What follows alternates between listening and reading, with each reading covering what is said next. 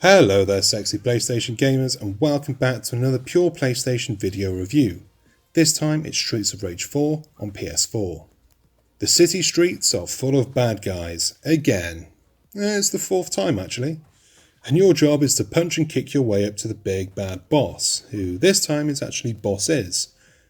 Because Mr. X is gone, but his ridiculously named kids, Mr. Z and Miss Y, have taken over the family business. The story is a sideshow, and it doesn't really try that hard to get your attention. But that's what the gameplay is for. It's simple, straightforward, and there is no mistaking where in history Streets of Rage 4 really belongs. It's a 90s game dressed up pretty. Very pretty, in fact. And you know what? I bloody love it. Though, come to think of it, not much of the game actually takes place on the streets. Across the 12 stages, I think only a couple of them have you beating down fools in the streets. The rest of the game's stages range from the weird to the wonderful and back to the weird. Likewise, the bad guys you come across are also weird and wonderful, just as you'd expect from a Streets of Rage game. Streets of Rage 4's graphics are stunningly beautiful on PS4. I'm not even bothered if that sounds like the most generic, cliché, lazy description of the game's graphics, because that's what they are. It's a comic book in motion, complete with hand-drawn punks, hookers and turkeys. Or chickens, I'm not sure. No one's sure. Everything that makes a Streets of Rage game is here in abundance. Simple controls make putting punks in their place a joy and not a chore. There aren't any elaborate combos to master, nor are there any of those obnoxious special move animations that take 3 days to finish. Instead, you've got one button to do your hitting, another to jump, another to do a special move, and a very simple combo, which is 2 buttons, triangle and circle, and there to do your proper special attack. Hardcore old school fans will insist that Streets of Rage 4 should be played using nothing but the D-pad. I thought that I would lean this way too, but after playing through the game, I'm sorry to disappoint. But Streets of Rage 4 is better played with the analog stick. I know, it's sacrilege, and my 7-year-old self would kick me for it, but it is true. At least for me. So, the controls have been modernised a touch, but the rest of the game is really old school. And I mean so old school that it's murderously difficult. If this was purely an arcade game that was being sustained by coins, I'd understand. But for a home console release, it's got me beaten. And you know what? I'm alright with that too. I cheesed my way through the game's normal difficulty by using the options within the game.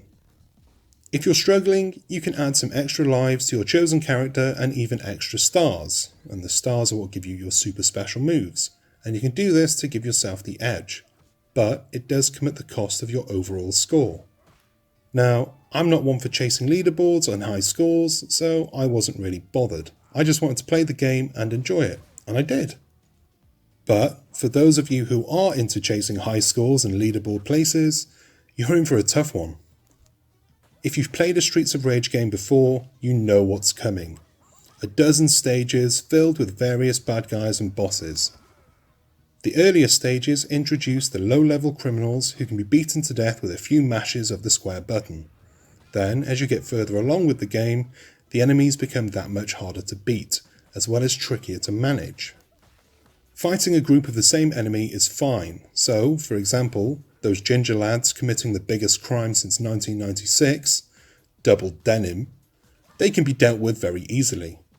But later on in the game, when they're paired with kickboxers or whip-wielding hookers, they become a bit of a nuisance, and even more so when several enemy types are all vying for your blood at the same time.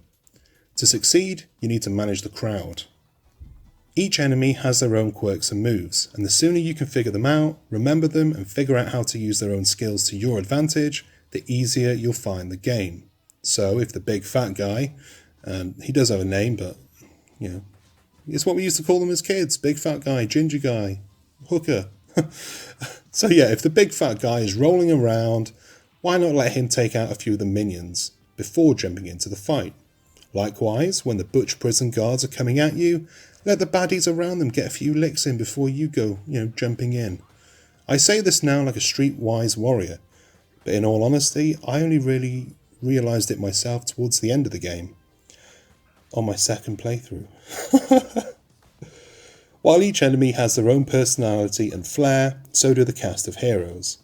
Each character has their own set of moves, whether it's the dash move, special, defensive special, or superstar special, they're all unique and brilliantly over the top. For me, Axel is Streets of Rage. He was my favourite character as a kid, and not much has changed there. But now he's a rugged older gent, with arms as thick as legs and a blonde hobo beard. Yet, he still manages to look suave as hell the way he reverse moonwalks through each stage. What a beauty of a man. The other characters, I didn't really care much for them. Though with that being said, I did play as most of them, I tried them all out, and there are some surprises in store that die-hard fans will appreciate.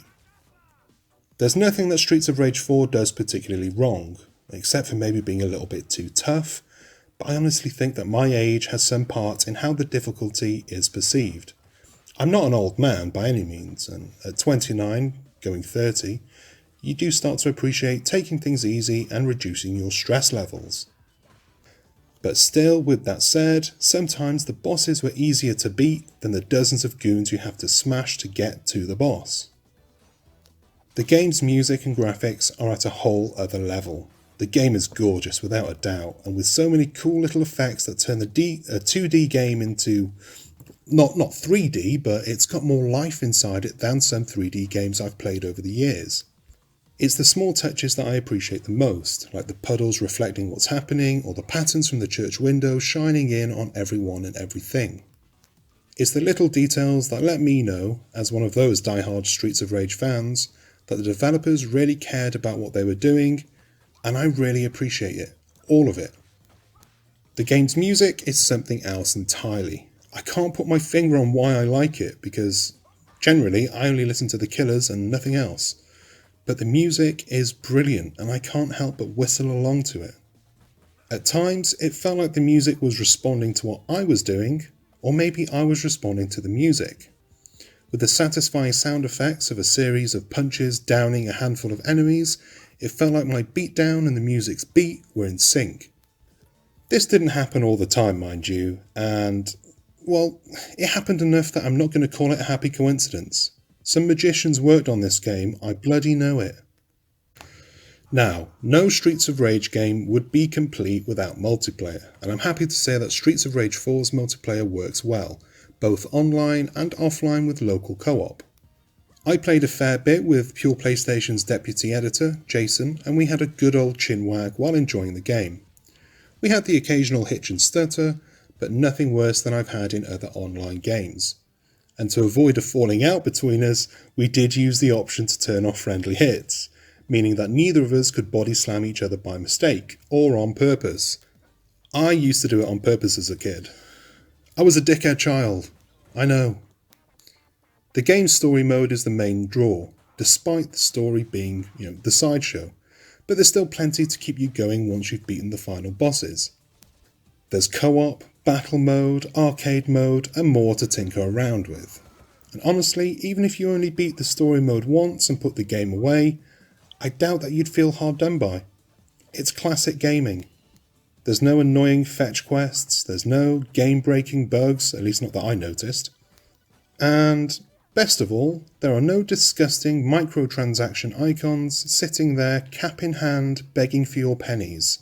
It's pure fun, and that's something I can always get behind. And that brings us to the end of this review. I hope you enjoyed it. Apologies for my voice, I have a bit of a sore throat today. It's been a challenge to get this video done, but if you enjoyed it, thank you very much. Give us a like, maybe hit subscribe as well, do us a favour. And until next time, bye!